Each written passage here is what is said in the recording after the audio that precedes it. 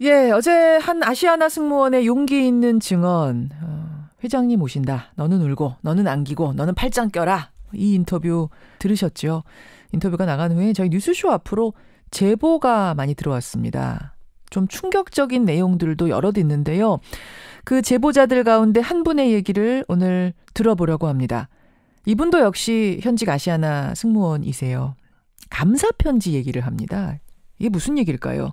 신원보호를 위해서 익명과 음성 변조를 진행한다는 점 여러분들의 양해 구합니다. 연결해보죠. 안녕하세요. 네, 안녕하세요. 저는 지금 사내 분위기가 어떤가부터 궁금해요. 기내식 대란 터지고 이어서 이른바 회장 기쁨조 논란까지 터지면서 지금 직원들 분위기가 어때요? 일단 모두 내가 사랑하는 회사인데 사실 많이 창피하고 또 이런 우리의 치부를 드러내고 어찌 보면 우리 얼굴에 침 뱉는 상황이잖아요. 예. 그래서 일부에선 이제 그만하자는 말들도 나오곤 합니다. 저도 사실 매우 창피하고 싫습니다. 하지만 후배들한테 이런 비정상적인 문화를 물려주고 싶지 않고 단절해야 된다고 생각하는 마음에 이렇게 이 자리에 서게 됐습니다. 잘하셨습니다. 이런 비정상적인 문화를 지금 가린다고 가려지는 게 아니다. 이 기회에 네. 털고 가자. 후배들에겐 넘겨주지 말자. 이런 각오로 잘 나오셨어요. 네. 우선 말도 안 되는 갑질 중에 하나가 감사편지다. 이러셨습니다. 네. 이게 무슨 말씀인가요? 출산 휴직 후에 돌아오게 되면 복직시켜줘서 고맙다는 내용의 편지를 회장님한테 써오게 합니다. 출산 휴가를 갔다 돌아왔는데 회장님한테 감사편지를 써요? 네, 이렇게 복직시켜줘서 감사하다는 그런 내용의 편지를 써오게 합니다. 그리고 내용이 중간 관리자들의 마음에 들지 않게 되면 예. 다시 쓰게 하고 그렇게 해서 그중에 가장 잘된 것들을 회장님에게 보여드리게 되는 거죠. 아니, 그러니까 출산휴가 3개월 그거는 어느 네. 직장이든 다 갔다 오는 거잖아요. 네. 갔다 네. 오면 복직시켜줘서 고맙다는 감사편지를 쓰고 그것도 중간에 검사를 맡아요? 네. 누구한테? 교관들한테. 교관들한테. 내용이 좀 부실하다. 그렇게 되면 좀 더 회장님한테 더 고맙다는 그런 내용이 더 포함될 수 있도록 다시 쓰게 하는 거죠. 감사하다는 내용을 더 진하게 강하게 많이 집어넣어라? 네. 아니 지금 인터뷰하시는 분만 그런 거예요? 아니면 전부 다 그렇다는 거예요? 저는 맨 처음에는 순수한 어느 한 분의 선배님의 감사의 편지 한 장으로 시작했다고 생각하고 그렇게 믿고 싶습니다. 근데 그렇게 시작된 한 장의 편지가 예. 회장님이 좋아하신다 라는 말을 들은 순간 예. 중간 관리자들의 지나친 충성 의혹으로 모든 복직하는 승무원들에게 관행적으로 쓰게 했습니다. 처음에는 누군가가 진짜 우러나서 감사 편지를 썼을 수도 있어요. 근데 회장님이 너무 좋아하시는 모습을 본 중간 관리자들이 혹은 교관들이 이제부터는 다 써라. 출산휴가 갔다 온 사람들은. 네. 그럼 지금 출산휴가 갔다 온 여승무원들은 다 쓰세요? 미투 이후 그 이후로는 안 쓰는 걸로 알고 있습니다. 미투 이후로 중단이 된. 그 전까지는 다 썼던.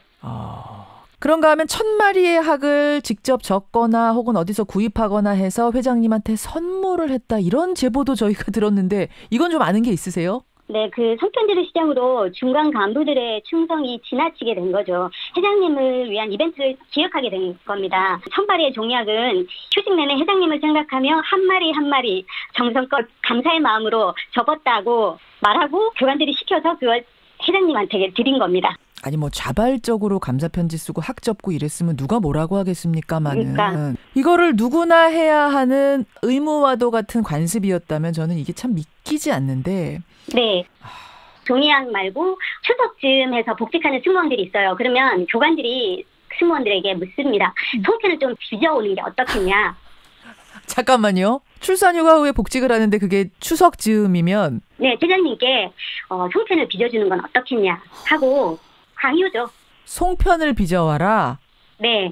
야, 그러면은 설쯤에 복직하는 사람들한테는 뭐 한복을 가져와서 새해 인사를 하는 게 어떻겠냐. 복직녀 중에서도 나이 어린 5명한테 한복을 입히고 그리고 세뱃돈 10만 원씩 넣어주시고. 이것도 다 자발적이 아닌 강요에 의한 네, 강요인 거죠.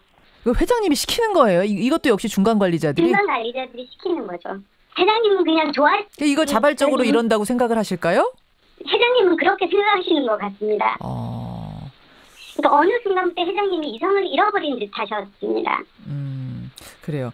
이것뿐이 아니고 그 아시아나항공 본사의 회장이 나타나는 날에는 나이 많은 직원들은 빼버렸다. 이거는 또 무슨 소리입니까? 네, 회장님이 타운 본사에 오시는 날이 있습니다. 첫째 주 목요일에 새벽에 오시게 되는데요. 예. 그런 경우에는 나이 많은 선배님들은 회장님 눈에 띄지 않게 근무를 되도록이면 배정을 하지 않습니다. 왜요? 왜?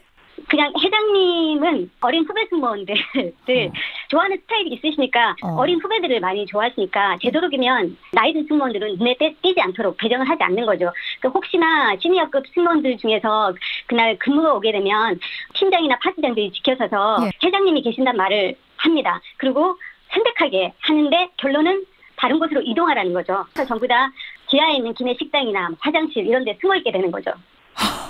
아니 무슨 싸이의 강남 스타일도 아니고 회장님 스타일에 맞는 사람들을 전면에 놓고 네, 브리핑을 해야 되는데 브리핑도 못하고 여기저기 흩어져 있는 겁니다.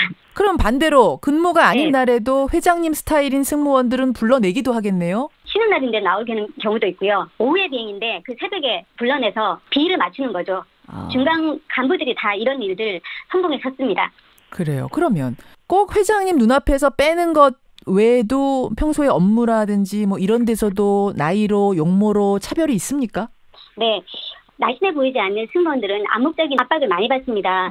그래서 우울증을 겪을 정도로 스트레스를 줘서 스스로 그만두게 하기도 하고요. 자괴감에 빠지게 만듭니다. 아니 출산 후에 체형이 바로 돌아오는 게 아니죠. 이게 사람마다 시간이 다른데 걸리는 시간이. 네. 뭐 이 서비스업이니까 어느 정도 용모에 대한 얘기를 할 수는 있겠습니다만 네. 우울증을 겪을 정도로 스트레스를 줘요? 네, 타운을 왔다 갔다 하게 되면 와서 한마디씩 중간 관리자들이 하십니다. 살 빼야 되지 않겠냐 그런 식으로. 살 빼야 되지 않겠냐 정도예요? 아니면 그게 이제 스트레스가 될 정도로 심하게? 스트레스가 될 정도죠. 선배님이 계셨는데 예. 이게 살이란 게 금방 빠지지 않지 않습니까? 예. 그래서 그것 때문에 참 고민을 많이 하는데 압박이 너무 심하니까 결국에는 성격이 변하게 되더라고요. 그래서 대인 기피증도 오게 되고 그렇게 스트레스를 받게 되니까 나중에 견디지 못하고 결국 사직하셨습니다. 회사를 그만둬야 될 정도까지 스트레스를 준다. 그런 케이스가 그러니까 여럿 있다는 거예요. 네, 여럿 있습니다. 예, 저희가 이게 아주 특수한 한두 사람의 얘기라면 이렇게 방송을 할 수가 없는데 지금 이게 여럿의 증언이다. 일반적인 일이다. 지금도 이런 일은. 여러분 아시아나 현직 승무원 한 분의 증언을 지금 듣고 계십니다. 뭐 들을수록 이게 참 이게 진짜로 2018년에 일어나는 일인가 의심하게 되는데 또 있습니까? 저희 서비스할 때 알루미늄 호일로 된 기내식을 서비스하게 됩니다. 근데 그 오븐 안 온도가 180도 정도 되는데 거기서 뜨겁게 데워서 손님한테 서비스를 하고 있는데 예. 손님 앞에서는 장갑을 끼고 서비스를 못하게 돼 있습니다. 그래서 맨손으로 그 뜨거운 것을 잡고 서비스를 하게 되는 거죠. 그래서 승무원들 중에서는 손에 지문이 없어져서 사실 공항에서 매번 지문인식을 해야 되는데 지문인식이 안 돼서 불편이 많은 승무원이 많습니다. 아니, 그러니까 음식이 왜 이렇게 알루미늄 호일로 씌워져 나오는 것들이 있죠. 오븐에서 구워져서 네. 나오는 것. 그거를 만질 때 장갑을 못 끼고 맨손으로 서비스를 하게 한다? 네. 지문이 지금 뭐 인터뷰하시는 분도 지문이 없어요? 예, 저도 오른쪽 지문이 없습니다. 아니, 최상의 서비스를 제공한다는 뭐 기업 정신 자체는 좋습니다만 노동자의 건강까지 해쳐가면서 그럴 수는 없는 거죠. 그거는 해서는 안 되는 거죠. 네. 근데 이거에 대해서 항의를 해도 너무 뜨거워서 못 잡겠어요. 지문이 사라질 정도예요. 라고 해도 그냥 서비스 해라. 이런 거예요? 예, 손님 앞에서는 면장갑도 비닐장갑도 못 끼게 합니다. 손님한테도 사실 되게 위험하거든요. 그 부분에 대해서 불만을 토로하시는 분들도 많으십니다. 장갑 좀 끼고 하자. 그게 위생상으로도 좋다. 이런 제안을 좀 회사에 해보시지 그러셨어요. 예, 몇 해 전 비닐장갑 끼고 식사를 해소한 건으로 이슈가 된 적이 있었습니다. 근데 회사의 대답은 승객이 보기에는 비닐장갑을 끼고 해소하는 거나 서비스하는 거는 보기 좋지 않다. 하지 마라. 그게 답이었습니다. 예, 아유, 참 그렇군요. 끝으로 이 얘기만은 경영진에게 꼭 하고 싶다. 한마디가 있으시다면? 네, 우리 직원 모두 아시아나를 사랑하고 있습니다. 그리고 지금 현재 아시아나가 문 닫지 않게 되기를 누구보다 간절히 바라고 있는 게 저희 직원들입니다.